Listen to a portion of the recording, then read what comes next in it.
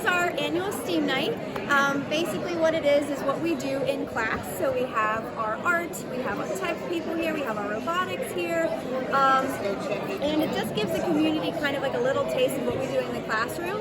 But something different that we did this year, last year we had a few local vendors, but this year we had a few more that I added to. So we have 3 sheets here that does weaving, and she actually offers classes and shops, and she's located on Market Street.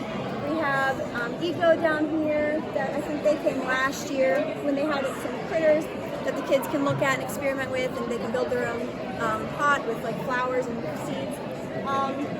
But we have stop motion here that we do in class.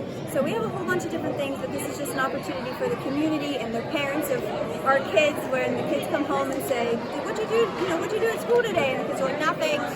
See what we actually do. And also, kind of be able to bring the community in, like local vendors as well. So. Yeah, introduce yourself. Like, who do you teach here at Boardman? Yeah. So my name's Chelsea Wisbar, and I teach 8th grade art. Okay, great. And so that's it. Do you see parents kind of open their eyes, and as you said, your goal is, are you talking to parents like, wow, I didn't know that, or? Yeah, so sometimes, for the most part, parents do come to me and say, oh my gosh, like, this is so awesome, I'm so glad that you do this, or sometimes they'll even say, like, hey, I work in this type of, professional field, and I didn't even know that. I'm like, had I known that, I would have had you in the talk, because I love to have speakers come in from our community and say, hey, I'm a graphic designer, this is what I do. The stuff that you're learning here is important, because this is how I use it in the real world.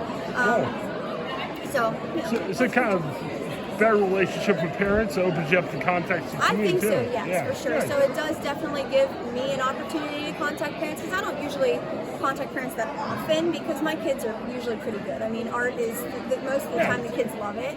But when they come here and I see that they are supportive of art, because that's my main goal, is for art advocacy, and they are supportive of this, and then it also gives them an opportunity to say, hey, if you need something, like, let me know, because I would love to donate this or be a part of that, or if you need help in the classroom, and then for me to be like, hey, I need some plastic bags for a project, would you be willing to donate them? It just allows for a better communication and contact. And the kids can share the excitement with their parents. Right. Say, hey, I love art, let me show what's going on. And even what's great too is when I have kids here and I have their artwork hanging, who sometimes they're in my classroom and they're like, yeah, I don't really, art's not really my thing, I'm not an artist, but I hate when you say that. I'm like, you are an artist. And I tell them my story, because I would never consider myself an artist, and I'm like, you never know where you're going to end up. And I say, you are an artist, you're naturally born to create.